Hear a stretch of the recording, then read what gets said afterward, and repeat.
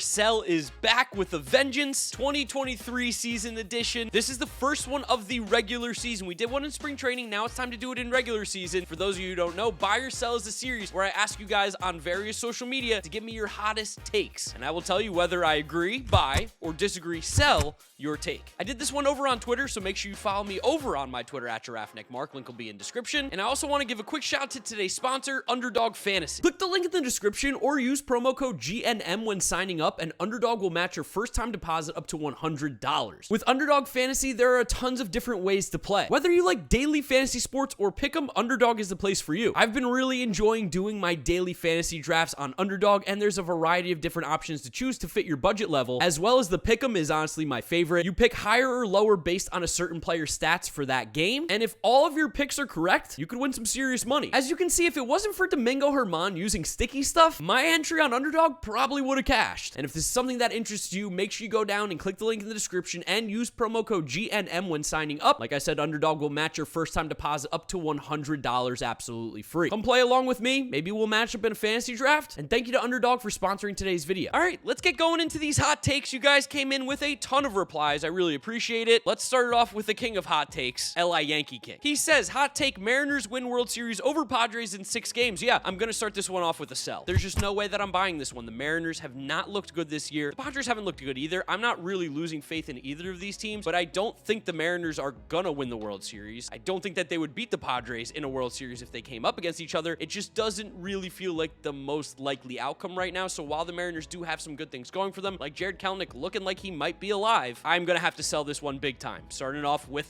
a really scalding hot take here. Jake at Mark Pryor RBW says Dodgers still win the division and over 101 games, all while they have 2 top 4 Rookie of the Year finishers in the National League. Ooh, I think I have to sell the first part, buy the second part, so it's like kind of like a buy-sell combination here. I don't think the Dodgers necessarily are guaranteed to win the division. It wouldn't shock me if they do. Where you lose me is 101 games. I just don't see the Dodgers winning that many this year. The division's much better with the emergence of the Diamondbacks looking like a very competitive team, and the Dodgers are not that same team they used to be. Granted, they won like 111 last year, but 101 is so many, and I just don't really see a path to 101 for the Dodgers right now based on the team that they have. That being said, I do like 2 of the Dodgers rookies finishing in the top 4 of the Rookie of the Year voting. Miguel Vargas has looked solid this far. Granted, he's cooled off a little bit, but James Outman is legit good. I'm a huge James Outman fan. I'm trying to grab him in all my fantasy baseball leagues. The way that guy's been playing, it makes me think that 1, he's good, and 2, my favorite saying, that dude's a ball player. James Outman is a ball player. He's very good. I 100% can believe that those 2 are going to finish in the top 4 of the Rookie of the Year voting. Lauren at Darth Bader says Gleyber is a top 3 second baseman. I think I'm still selling this one. I had Gleyber coming into the year just outside my top 10 at number 12, and while he has jumped ahead of some of these guys, I just don't see him being better right now than Jose Altuve, Marcus Semien, Jeff McNeil, Andres Jimenez, Jake Cronenworth, Ketel Marte, Brandon Lau. I can definitely see him making an argument for top 5 though by the end of the year. That's for sure, but top 3, I'm still not yet sold on Gleyber being there. So gonna have to sell, but he's had a great start to the season. Looks really good. It might be something that sticks as well. We've seen him be really good in the past before. He can do it. I just am not ready to go there just yet, like 13, 14 games to the season. Delusional Cardinals fan at Granth3 GOAT. St. Louis Cardinals will continue to lose more games than they should due to their horrendous starting pitching. I don't even know if this is a hot take. I think this is like an extremely sane take coming from someone who goes by the name Delusional Cardinals fans. You're making me a little confused here, but I'm gonna buy this one 100%. If you saw my predictions, if you heard me talk about the Cardinals at all this season, the one concern that I've had with this roster is 100% their starting pitching. Right now, their ace is pretty much Jordan Montgomery. Miles Michaelis has not looked great. Adam Wainwright's on the IL. Steven Matz looks terrible. Jake Woodford's horrible. And Jack Flaherty is all over the place with his health and his consistency. Their starting pitching is not good. It is very, very bad, honestly, I would say. So yeah, I think the Cardinals are definitely going to lose a lot more games than people expect just based on the fact that their starting pitching alone is going to lose them some games. You can't go out every 5 days with Steven Matz and Jake Woodford. Those guys are not playoff pitchers. Those guys are not winning pitchers. That being said, the Cardinals always go out and make a move at the deadline to acquire somebody on the pitching side, just like they did Jordan Montgomery last year. They did with Quintana. They've done it with John Lester in the past. Seems like they do it every single year. They get a new guy in. I expect them to do that again this season. But yeah, delusional Cardinals fan. I agree with you. I'm buying. They're gonna lose a lot of games because of their starting pitching. Mets, Giants, Knicks, Magic. I came here for low one. I don't even know what that name is. Mets need to call up Beatty, Vientos, and Mauricio to go along with Alvarez. Buy, 1,000%.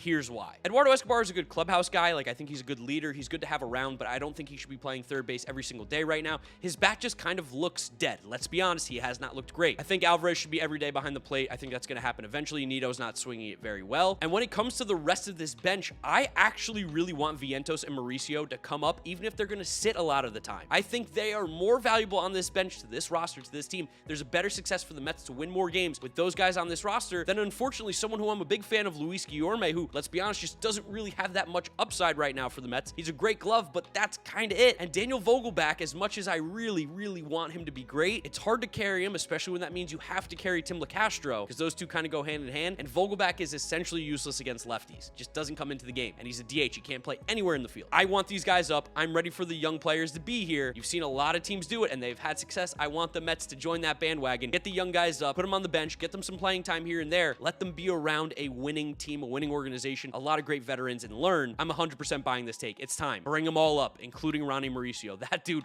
looks like a beast. Josh Brown. Corbin Carroll finishes top 10 in the NL MVP race. Ooh, I kind of like this one. Now, top 10, I want to take a look at some of the guys who finished top 10 in previous years and kind of get a feel for what their numbers look like. So last year, we're looking at Francisco Lindor finished 9th, Sandy Alcantara finished 10th, Trey Turner was 11th. It's a pretty good year. He's going to have to put up an OPS probably around 800 for a full season, 15, 20 home runs, get on base a ton. I think it's totally possible. But I don't think Corbin Carroll is there just yet as a rookie. I think he could maybe get like top 20 MVP votes. I think that's more realistic, but top 10 is really tough in the National League where there's a lot of great players. So unfortunately, I am going to have to sell this one, but what we've seen from Corbin Carroll thus far, he's only 22 years old. He'll have plenty of top 10 MVP finishes throughout his entire career. He's just so incredibly talented. We've seen the pop. We've seen the speed. He has not walked yet this year, which is a little weird. That's a little bizarre to me, but I think Corbin Carroll will be a stud, just not top 10 this year. At Awcop says, Baltimore will make the playoffs. Adley going to have another great year. Man, you guys love giving me these two-parters, and I love always reading them out loud. I don't buy that Baltimore will make the playoffs. Like, I don't think it's crazy. I'm just not there yet, but Adley is for sure going to have another great year. And as we've seen, this Orioles team is going to be carried by Adley Rutschman. As well as he plays, is kind of as well as they go right now. Gunnar Henderson has struggled to start the year. I think that's been a little bit disappointing. Grayson Rodriguez had a tough start. I think this team is still 1 year away from where they really want to be, and I think people need to pump the brakes a little bit before we start getting overly excited about a young Orioles team. Give them some time, give them a little space. I don't think they're there yet, but let me tell you, Adley Rutschman is so good. There's no doubt he is one of the best catchers in baseball. He's going to get into that top 50 my player list, it seems like, by the end of next year. He's just so incredibly good in what he's been able to do for this franchise in such a short period of time. He took them from perennial losers to a team that is going to compete for a playoff spot this year. I just don't think they're good enough with their roster at this exact moment to make it, so I have to sell. Jim Bob Smith, the Minnesota Twins finally win a playoff game. I'm buying it 100%. Now, Rocco Baldelli still scares the ever-living crap out of me. I just don't know. Something goes on there. When they get to the playoffs, when they start playing important games, the Twins crumble. But the way that their pitching has looked this year with Pablo Lopez, Joe Ryan, and Sonny Gray has been absolutely disgusting. Low-key, one of the best three in baseball right now. Look at their numbers. They've been nasty, and I think these numbers are going to stick. They've been very careful with how they're treating Sonny Gray. They're not letting him throw too many pitches, not letting him go too deep into games, very much babying his arm, and it's working. He's looking fantastic. They've taught everybody the new sweeper, which is the new hot pitch, and it's especially been effective for Joe Ryan and Pablo Lopez. Joe Ryan is a guy who's always been a solid pitcher. We always had high expectations for him, but he has gone to a new level now. His walk rate is down to 6.5% right now early in the season, and he's striking out about 35% of the batters he faced, which is almost 8% higher than his career average coming into the year. That is filthy. That's because of these new pitches. Pablo Lopez is a guy who had always been good, but never been great. Always a solid pitcher, but never one of the best. The way that he has changed his pitch repertoire in Minnesota, he now has that breaking ball that is filthy. The sweeper, 36% K rate, 7% walk rate. Pablo Lopez might win the Cy Young this year. He is pitching out of his mind. The fact that the Twins have been able to do this with their pitching gives me hope, and the fact that Byron Buxton has been playing DH pretty much every single day, they're making his body work a lot less. When that guy's in the lineup, they're a lot scarier than when he's not. Everything goes right for the Twins. They might not just win a playoff game. They might make a little bit of a run here. This pitching is low-key, underrated, incredibly good. Buying this take. Jays fan club. Gausman wins Cy Young and helps the Jays win a World Series. Yeah, I could totally buy this one. I don't think the Jays look like a World Series team right now, but I think they have an ability at some point to get to a World Series contender, like legitimately. I think their pitching definitely needs some help, especially in the back end of the rotation. But Kevin Gausman, if he wins the Cy Young, could completely change the outlook of this team, and he's off to an incredible start this year. 3 starts, 20 innings, 25 strikeouts, a whip at 1. He's been pretty much untouchable. Just diced up Detroit the other day, 11 strikeouts, 8 innings, 5 hits, no walks, 3 earned runs. Like, he's looked really, really good. So I'll buy this one, even though I don't really buy the Blue Jays winning the World Series. I like the idea, I like where your head's at. And you know what? I don't want to be negative on the Blue Jays for once in my life, so I'm going to buy it. H-Town Till I Drown says Tucker will be second in MVP. Totally buying this, 100%. Kyle Tucker is just so good. You know I've been talking about him on this channel for quite some time.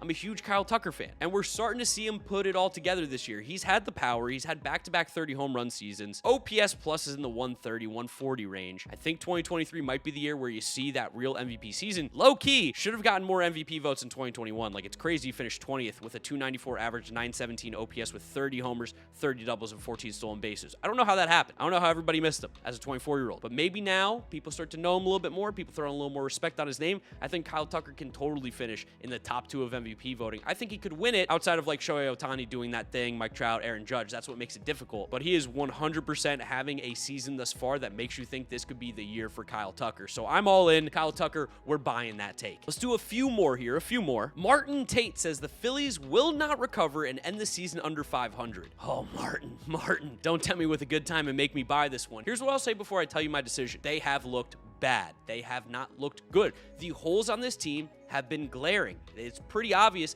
that this roster was not as complete as a lot of Phillies fans or people around baseball thought coming into the season. And I told you this. They had problems. They had issues, specifically in their depth department. They have no depth. They have no pitching outside of Aaron Nola and Zach Wheeler, and they haven't even really been pitching well. And the bullpen is terrifying. When someone gets hurt, all of a sudden you go, wow, what do we do? Who are we playing every day? Jake Cave. Oh, Jake Cave's playing every day. That's not a good thing. That's not a winning team. I'm unfortunately going to have to sell this one. I don't think the Phillies finish under 500. I think that'd be crazy. But I do see the Phillies missing the playoffs, like I said in my predictions. That wasn't just me trying to wind up Philadelphia. I legitimately don't think that their roster is really built for the regular season. You get to the postseason, I don't want to run into them. They have the two-headed beast in Aaron Nola and Zach Wheeler, and they have a lot of really good star players that can take over a series. But over 162 games in a regular season, their weaknesses get exposed. And that's what's happening early in this season. They're probably going to go out and make trades, probably going to improve. Going to be hard for them to finish under 500. That being said, I love that they've had a horrendous start to the season, and I hope it continues to the end of time. I hate Philly. It's a garbage city filled with garbage people, but I sell this one.